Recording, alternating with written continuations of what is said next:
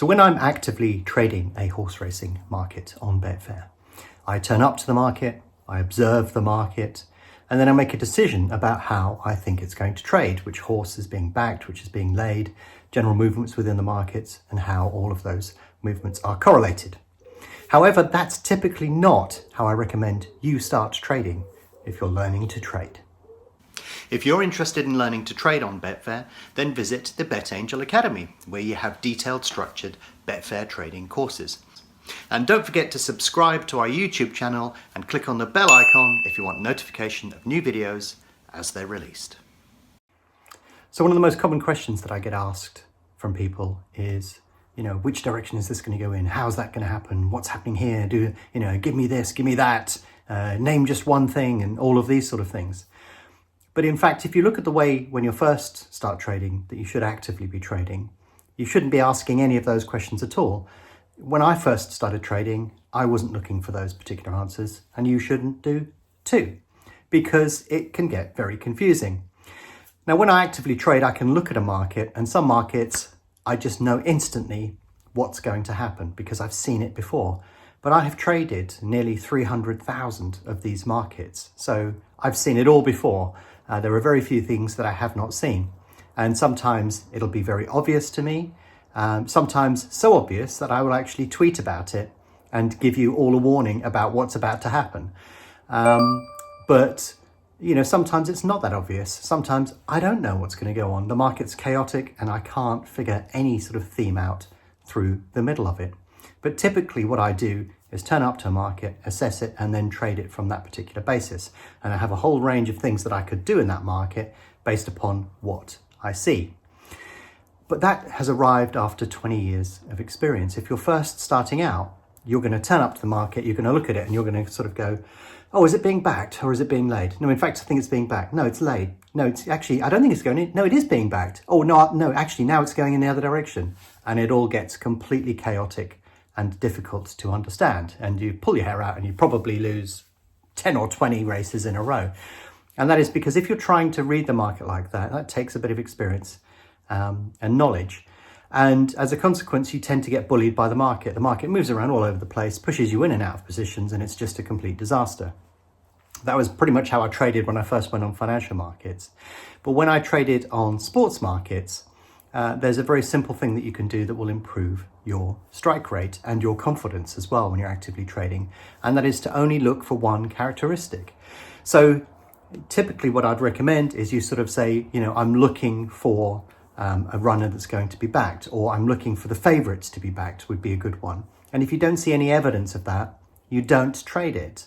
And what you'll notice is that if you keep practicing that time and time again, you'll begin to pick up on the characteristics fairly easily. But if you go in and say, what's happening to the favorite, you're going to get confused. So I recommend actually when you go into a market, what you should typically do is sit on one side of the book or the other, preferably on one runner or another, and then trade off of that, because that will improve your ability to be able to read the market. And when you've mastered that, you can then progress to the next level. It's exactly the way that I started. I basically went into the market, I decided that I was going to do something, and then I would look for that characteristic within the market. I'd try and identify it, and then you get better and better at identifying it. And when you feel that you've got that mastered, you can start getting a little bit more complicated. And when you look at the level at which I am at now, I can look at a market and get a feel for it very, very quickly. But when you start, you won't be able to do that. Now, it could be anything. I've demonstrated loads of different trading styles, and you could pick up on one of those trading styles and just focus on that particular trading style.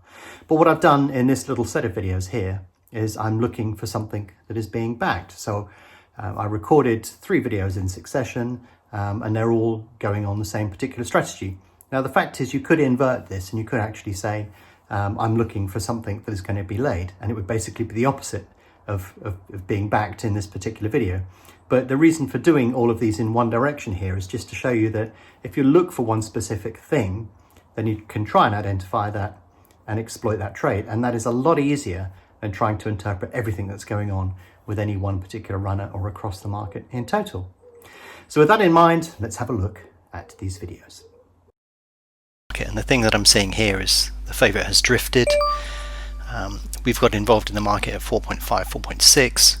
And the reason that I'm doing that is that for this type of market, if we're near the top end of a traded range, I'm expecting a little bit of backing support, not substantial, but it could be people that see that this is now value because it's traded at a lower price and they can now get it at a better price, or it could be people who have actively traded it at a lower price and they now need to hedge their positions just before the off.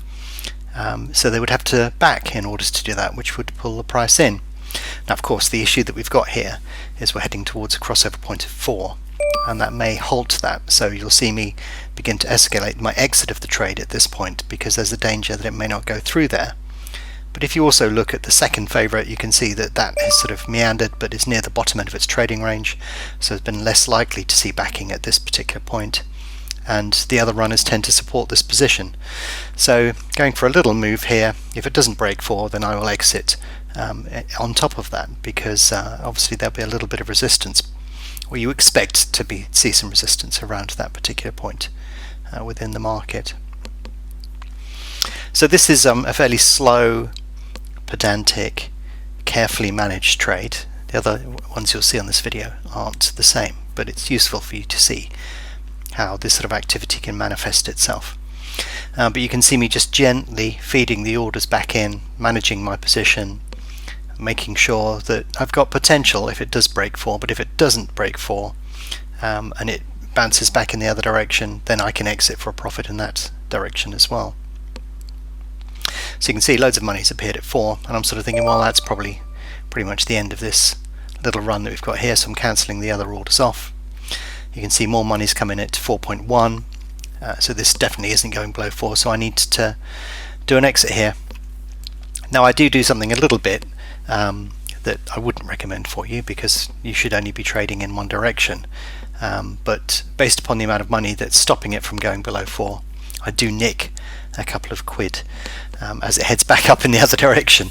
But this is something I suggest you don't do. Stick to your core strategy and make sure that you don't overtrade. But having been in the markets for a long period of time, you can see here that it's run out of steam at this particular point, and it's almost certainly going to be heading a little bit higher before the race starts. So I do grab a couple of quid as it begins to do that. So you can see it's still loitering around 4. You can see this is a very slow market. There's not a great deal to do here, just carefully manage the position. Still waiting to get it filled at 4. 21,000's been traded above it, but it hasn't gone. It's not going below 4, and we're running out of time.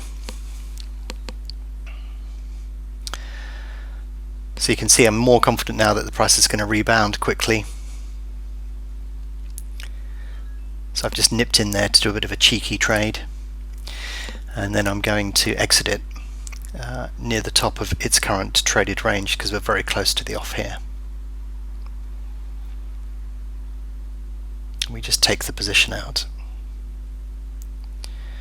See, I made a mistake there. We're using the wrong stakes. So just popping the closing trades in now. Just waiting for that to fill. And a fairly straightforward trade, really. Nothing spectacular about that. Quite a slow market, but an effective trade.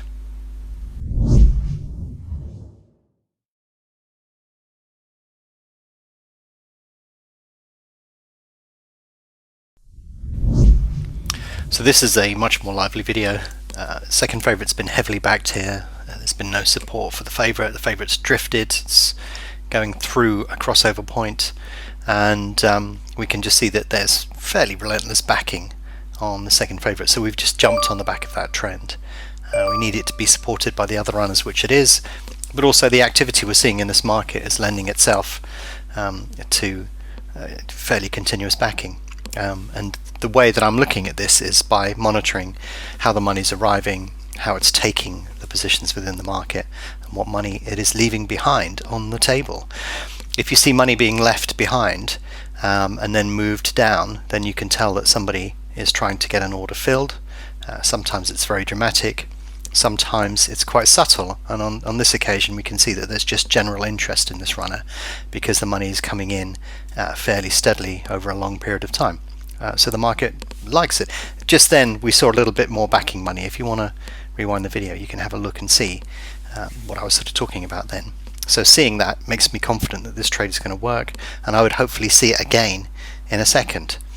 So the market never goes in a straight line. It sort of gets a little bit of backing, the price sort of stabilizes or maybe slightly drifts, and then we get a little bit more backing, and then that process continues, and that's sort of what I've been seeing in this market. So you can see I'm putting some closing orders in or around the area that I expect it to go. It would have to break a new low here, but I'm sort of moderately confident that that's likely within the period of time that we've got left. And really, part of how far it's going to move is related to the amount of time that's left in the market, because you obviously wouldn't expect it to go off at evens here if you've only got 30 seconds. You see a little bit of backing there.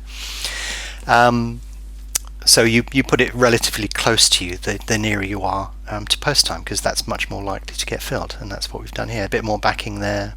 So can you see, and there's another nice little bit there. So can you see this is fairly easy to read. Somebody's just put a slug back in at 232, so we may not get filled. No, yep. Somebody came in and took that as well. So pretty confident that we're going to get filled on these particular orders. So very different market to the one that we've just seen.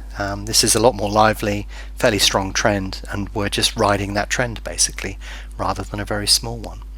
But we're obviously using bigger stakes to do that as well, simply because the level of activity within the market is allowing us to do that. So you can see it almost reached our order at 228, but didn't quite. So I'm looking to see where I should exit on this particular occasion.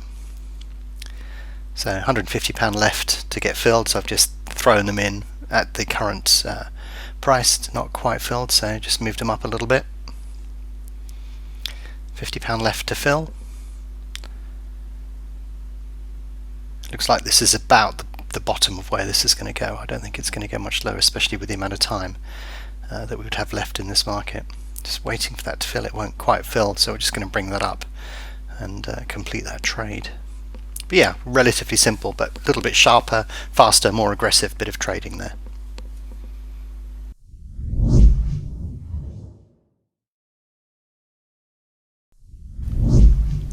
So this is an interesting video in that it contains a number of components. You can see there's a crossover point on the favourite.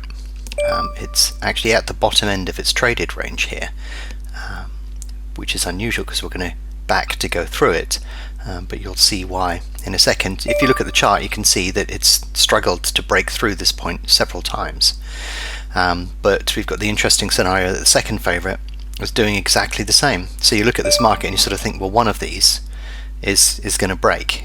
We have to decide which one it is. So are we going to see the second favourite come in, or are we going to see the favourite go through that crossover point? Because generally when something breaks through that, it sort of heads down towards lower levels. But you can see that at the moment I'm not doing a great deal here, simply because I'm trying to assess exactly what's going on. Not interested in the rest of the market, but very interested in what's going on between these two here. And now there was a large back order there on Fly Miss Helen that sent the price of the favourite out, and you can see that it's heading towards this crossover point where I'm thinking that it's going to bounce. So I'm lining up the trade on the basis that it hits the crossover point and then starts heading back in the other direction on the second favourite. So if it's going to head out on the second favourite and I want to back, then what I need to do is to back the favourite here. So we're sitting and waiting to see what happens when it reaches that sort of critical point, whether it continues to receive support or whether it bounces out. And you can see me entering my position here on the favourite, just establishing a position at what I consider to be a reasonably safe place, and the price is gradually coming down, or we hope it will gradually come down, and we're going to see if we can trade out either at this point, or the best case scenario would be if it heads a little bit lower. So you can see I added some more money in there because my confidence is growing that it's going to head lower, because we've seen the bounce on the second favourite. And of course, as soon as we've put the orders into the market, then we need to think about exiting them. So you can see I'm putting them below that point in the hope that if it does break through that critical point in the market, we'll get a nice little reaction, which will hopefully take out most of those orders. So all we can do now is sit and wait, keep an eye on the second favourite. You can see that that bounce is occurring. Not much else going on the market. The third favourite's flown straight off the top of the ladder. We've got the break through 4. You can see it's moved quickly down to get those orders filled. So we're popping some more orders in here to see if we can take advantage of that little move.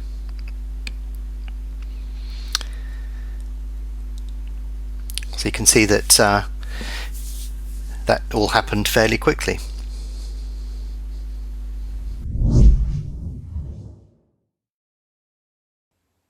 So what you saw in this video was 3 trades, and the unique thing about these trades is that they were all initiated by placing a back bet first. We were looking for the price to come in, sometimes a little bit more than others. And that's what I recommend that you do when you first start trading, is you're looking for specific setups.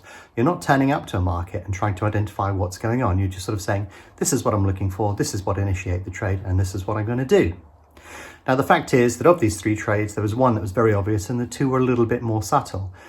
So that's something that sort of comes with experience, but you may want to look for very obvious opportunities first and then sort of expand your trading repertoire into something a little bit broader as you go along and gather some experience. But yeah, I hope that video has been useful for you.